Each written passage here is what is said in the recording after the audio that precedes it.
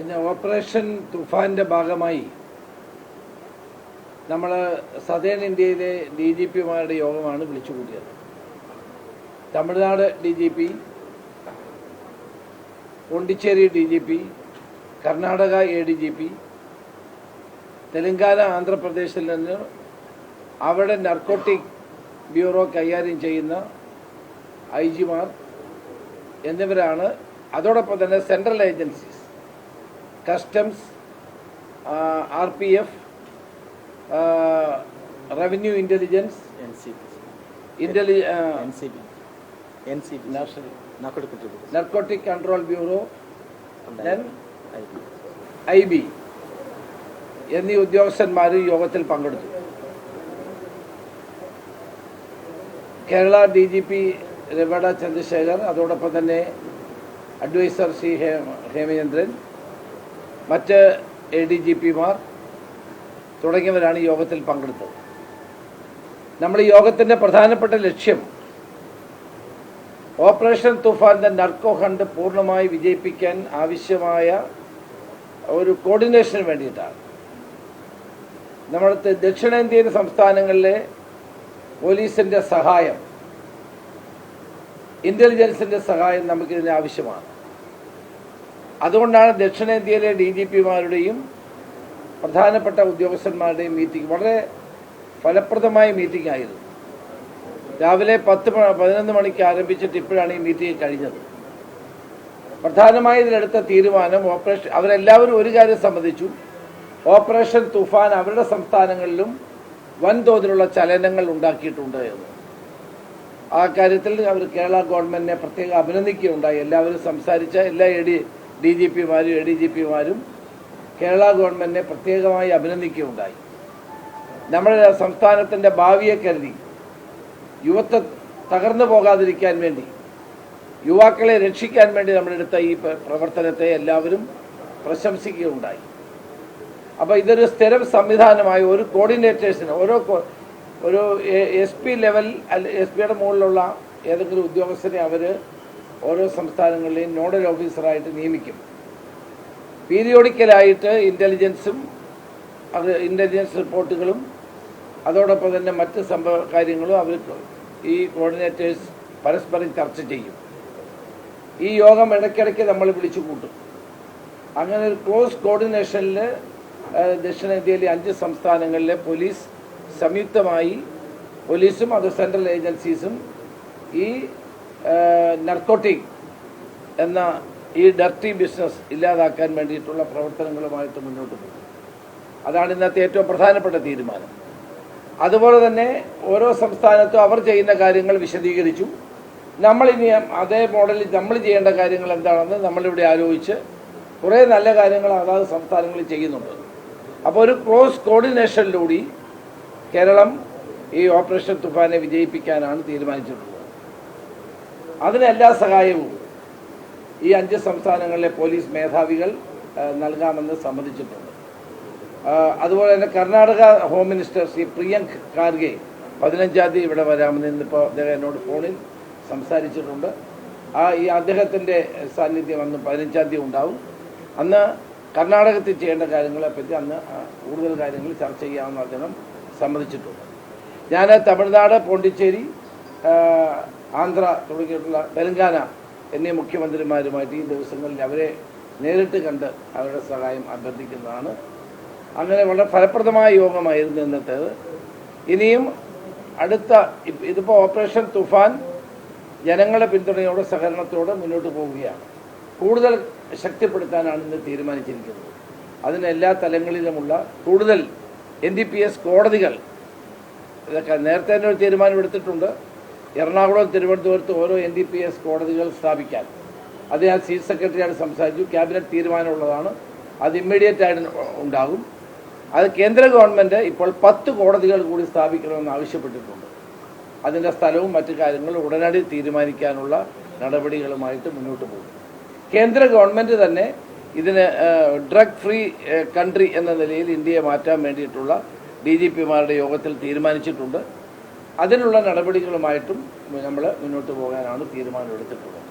അപ്പോൾ കേന്ദ്ര ഏജൻസികളും ഇന്ത്യയിലെ തെക്കൻ സംസ്ഥാനങ്ങളിലെ പോലീസ് മേധാവികളും ചേർന്നുള്ള ഒരു വലിയ ഓപ്പറേഷനായിരിക്കും ഇനി അടുത്ത ഘട്ടമായി നമ്മളിവിടെ ആരംഭിക്കാൻ പോകുന്നത്. വലിയ തോതിലുള്ള നമ്മുടെ സംസ്ഥാനത്തേക്ക് മയക്കുമരുന്ന് കടന്നു വരുന്നതിനുള്ള സാഹചര്യങ്ങളെ പരിപൂർണമായി ഇല്ലാതാക്കുക, അതിനുള്ള എല്ലാ ലൂപ്പ് ഹോൾസും അടയ്ക്കുക, നമ്മുടെ അതിർത്തികൾ പൂർണ്ണമായി സംരക്ഷിക്കപ്പെടുക. ഇപ്പോൾ ബസ്സിൽ, ട്രെയിനിൽ, വിമാനത്തിൽ, ബോട്ടുകളിൽ ഒക്കെ വരുന്ന എല്ലാ സാധ്യതകളെയും അടച്ചുകൊണ്ട് കേരളം പരിപൂർണമായും ഒരു ഡ്രഗ് ഫ്രീ സ്റ്റേറ്റാക്കി മാറ്റാനുള്ള നടപടിയുമായിട്ടാണ് ഓപ്പറേഷൻ തുഫാൻ അടുത്ത ഘട്ടം മുന്നോട്ട് പോകുന്നത്.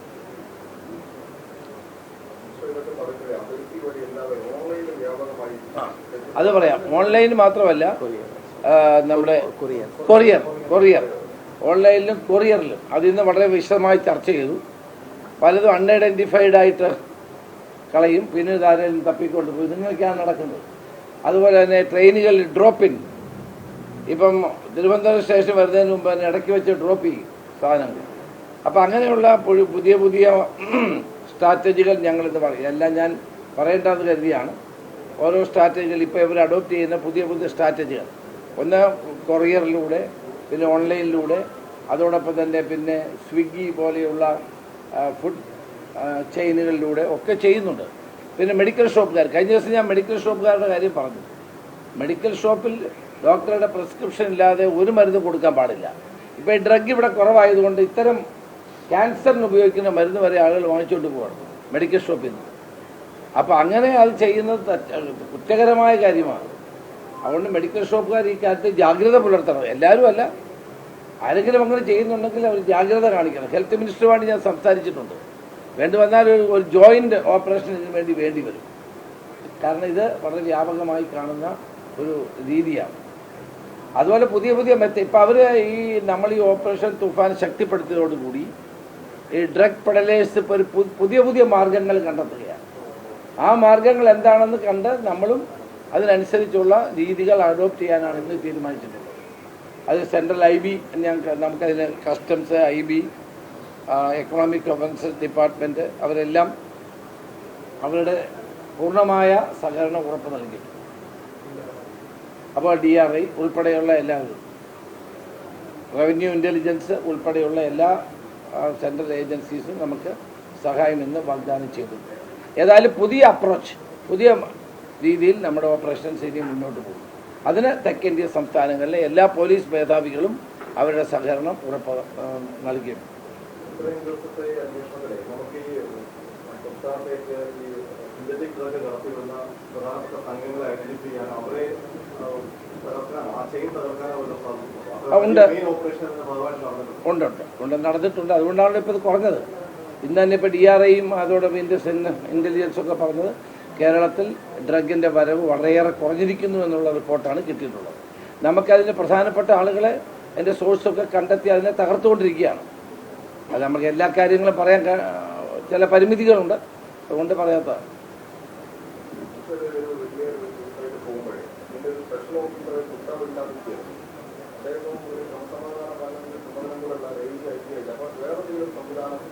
ഇല്ല, അദ്ദേഹം തന്നെയാണ് ചെയ്യുന്നത്. വളരെ എഫക്റ്റീവായിട്ട് അദ്ദേഹം അത് ചെയ്യുന്നുണ്ട്. നോർത്തേൺ റേഞ്ചിൻ്റെ ചാർജ് കൊടുത്തിട്ടുണ്ടെങ്കിൽ പോലും വളരെ ഫലപ്രദമായി ഓരോ കാര്യത്തിലും അദ്ദേഹം ഇടപെടൽ നടത്തുന്നുണ്ട്. ഇപ്പോഴും അദ്ദേഹത്തെ തന്നെ ഇരിക്കുന്നതാണ് നമ്മൾ നല്ലത്. അത് ഞങ്ങളുടെ എൻ്റെ ഒരു എക്സ്പീരിയൻസ് വെച്ചിട്ട് is doing A very good job. അത് നല്ല ജോലിയാണ് ചെയ്യുന്നത്.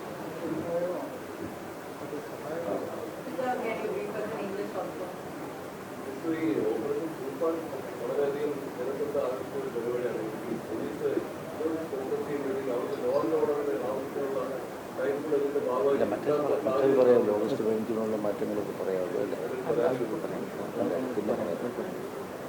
ഇല്ല, അതുണ്ടാവില്ല. കാരണം ഇതിനിപ്പോൾ പ്രത്യേകിച്ച് 20 പോലീസ് ജില്ലകളിലും, ഞാൻ കഴിഞ്ഞ ദിവസം തന്നെ പറഞ്ഞു, എല്ലാ സബ് ഡിവിഷനുകളിലും പ്രത്യേക സംവിധാനം ഉണ്ടാക്കുകയാണ്. ഓൾറെഡി ഉണ്ടാക്കിയിട്ടുണ്ട്.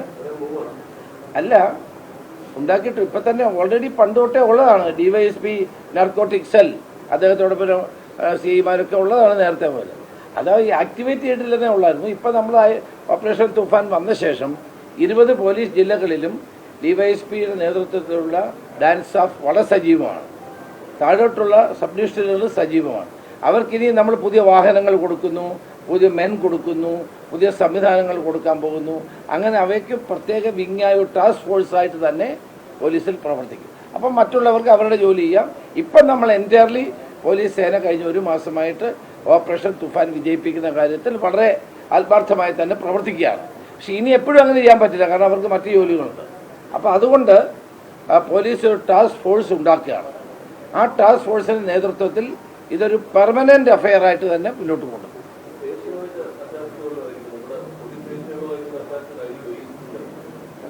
അല്ല, ഇപ്പോൾ സ്പെഷ്യൽ അതെ അങ്ങനെ വരും അവസാനം.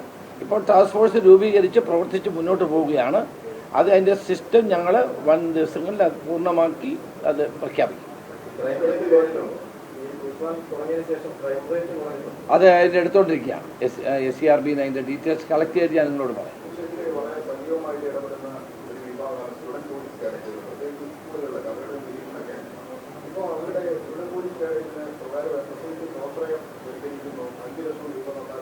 അങ്ങനെയൊന്നുമില്ല. അങ്ങനെയല്ല. ഇപ്പം സ്റ്റുഡൻറ് പോലീസ് കേഡറ്റ് വളരെ ആത്മാർത്ഥമായി പ്രവർത്തിക്കുന്ന ഒരു സേനയാണ്, സ്റ്റുഡൻസിൻ്റെ സേനയാണ്. അപ്പോൾ അതിന് ഭയങ്കര ഡിമാൻഡായി വന്നിരിക്കുകയാണ് എല്ലാ സ്ഥലങ്ങളിലും. അത് നല്ലതാണ്, കാരണം കുട്ടികളെ കൂടുതൽ ഇൻവോൾവ് ചെയ്യിക്കാൻ വേണ്ടിയിട്ടാണ്. അപ്പോൾ അത് ഇപ്പോൾ ഗവൺമെൻറ് സ്കൂളുകളിലാണ് നമ്മൾ ചെയ്തുകൊണ്ടിരുന്നത്. അത് കഴിഞ്ഞ് കുറേ എയ്ഡഡ് സ്കൂളുകളിൽ പിന്നെ വന്നു. ഇപ്പം അതുകൂടാതെ അൺഎയ്ഡഡ് സ്കൂളുകളിലേക്ക് വേണമെന്നൊരു അഭിപ്രായം വന്നിട്ടുണ്ട്. അത് കൊടുക്കുകയാണെങ്കിൽ ഗവൺമെൻറ്റിന് ഇതെല്ലാം കൊടുക്കാൻ പണമില്ല. സെൽഫ് ഫൈനാൻസിങ് സ്കൂളുകളാണ്. അവർ സെൽഫ് ഫൈനാൻസ് ചെയ്യുകയാണെങ്കിൽ കൊടുക്കുമെന്നാണ് നമ്മൾ പറയുന്നത്. അല്ലാണ്ട് ഗവൺമെൻറ് ഇപ്പോൾ എല്ലാ സെൽഫ് ഫൈനാൻസിങ് സ്കൂളുകളിലും നമുക്ക് നടത്താൻ കഴിയില്ല. ഗവൺമെൻറ് സ്കൂളുകളിലും എയ്ഡഡ് സ്കൂളുകളിലും പരമാവധി നമ്മൾ കൊടുത്തിട്ടുണ്ട്. ഇനി അല്ലാതെ അൺഎയ്ഡഡ് വേണമെന്നുണ്ടെങ്കിൽ അത് അവരുടെ പേര് തന്നെ അൺഎയ്ഡഡ് ആണ്. അതുകൊണ്ട് നമ്മുടെ എയ്ഡ് ഇല്ലാതെ അവർക്ക് ചെയ്യാൻ പറ്റും. That they have to meet the expenses. അത് തെറ്റൊന്നും ഉണ്ടെന്ന് എനിക്ക് തോന്നുന്നു. 5 വരത്തില്ല, 4ഓളം കണ്ടു. അതെന്തറിയോ, യൂണിഫോം, ഫുഡ്, ഇത്രയേ ഉള്ളൂ. വേറെ ഒന്നുമില്ല. ഇല്ല ഇല്ല ഇല്ല ഇല്ല വളരെ ചുരുക്കം. ഇല്ല, വളരെ ചുരുക്കം, വളരെ ഫ്യൂ. നമുക്ക്